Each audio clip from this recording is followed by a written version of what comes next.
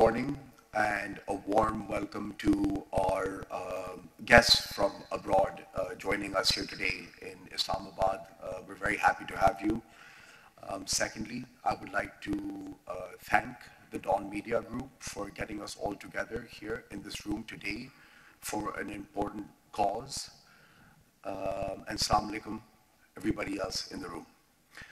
Thank you, Munir Sahab, for addressing and asking the question. I would like to take a slightly different angle to what we are all here for, which is climate change. Climate change is, as Valerie mentioned yesterday, the time for projects are over. It's time to build a new economy, and that is the circular economy. And that's an economy based on sustainability, financial sustainability, as well as sustainability for our youth and for our future. Now, Munir Sahab, you talked about earlier the unfortunate and the catastrophic floods in 2002, where unfortunately 30 million people were displaced. EPM, we are the largest food manufacturers in Pakistan. Mind you, I use the word food. Why? 90% of our recipe in biscuits are staple food items: flour, sugar, oil or shortening, and eggs. With the catastrophes such as the floods, the responsibility that we bear is we have climate change as a challenge, and equally as catastrophic, and I take it as a personal responsibility, is malnutrition and keeping food affordable for our masses. Because as Valerie also mentioned yesterday, climate change is not everyone's problem. It is predominantly a problem for the poor, and we have to face the facts over there. Now, in manufacturing biscuits, as we do, there was a time, you were recalling my grandfather, this is maybe about 40 years back, he used to say that biscuits were food between meals. Biscuits aren't food between meals anymore. They're being consumed as meal replacements in Pakistan, and that's why the volume and value is so high of biscuits currently in Pakistan, and it's going to continue. But we have a problem on our hands, and that's why we're all here today. And that problem is climate change and the rapid escalation of a deteriorating climate. I would just like to give an example. When the floods had hit, unfortunately, our flour saw a movement between 80 rupees per kg to 150 rupees per kg. That's almost double. This kind of fluctuation in commodity pricing drives up our cost of production, making our products unaffordable to our consumers. Now, if our products are going to be unaffordable to consumers, we have a very serious problem. Because today, any laborer or any one of us can have 10 super biscuits and a cup of tea as a meal replacement for 100 rupees. The next alternative for food is to have 2 rotis and dal, which is the equivalent caloric value and macronutrients that our biscuits have. You see the gap and divide over there in terms of the cost of what it takes for someone to feed themselves and their families. So being the largest manufacturer of food products, again, I reiterate that the responsibility is not only, as we've been talking about for the past 2 days, yesterday and today. Yes, the private sector, which is us, we will lead and we will continue to lead. But we need, the time for awareness is over. the time for projects is over.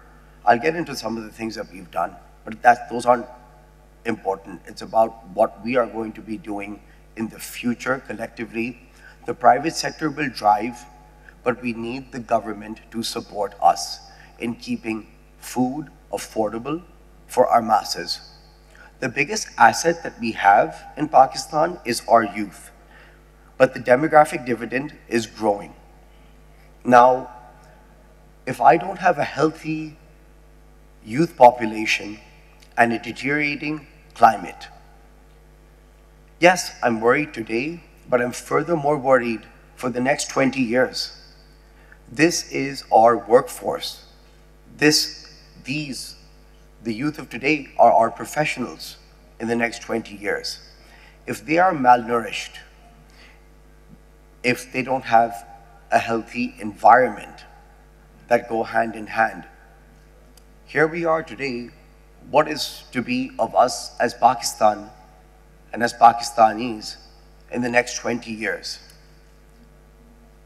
It's a serious problem, and it's a serious threat to us as a nation and as a community. A couple of points that I would like to add, Munir Saab, as you had asked me. Mr. Ehsan Iqbal Saab mentioned yesterday, at the heart of climate change is inaction. We are past that point now, and we need to pivot from climate awareness to impact, from policy to execution, and from individual to collective action, and that's why we are all here today. And we are supporting the Dawn Media Group in not only causing awareness, but pledging action as to what have we been doing and what are we going to be doing. Now, I've talked about keeping food affordable, and that's where we come in, and that's where we need the help of the government. As EBM, as Munir Saab, as you had asked, we are targeting 7% greenhouse emissions reduction by 2030, focused on scope 1 and 2, with the ambitious plans to achieve net zero by 2030 by moving to clean energy and planting 100,000 trees in the next 4 years. 2 of our largest biscuit production lines now run entirely on solar power, but that's still not enough, and I believe Amir Prach is going to be talking about this later. We have lands that unfortunately are not cultivatable anymore. Even the lands that we had that were cultivatable are now, because of climate change, becoming uncultivatable. So we need to pump up the solar production and use that and take the reliance off the grid. I think Amir is going to talk about that in a bit. Water conservation. We remain committed at EBM to reducing our fresh water consumption by 25% by installing affluent treatment plants, ETPs as we call them, to treat and reuse water across our facilities. That's what we're currently doing right now. Waste management and upcycling is something we take very seriously at EBM. 85% of our packaging today is either recyclable or made from recycled materials. This is currently what we're already doing.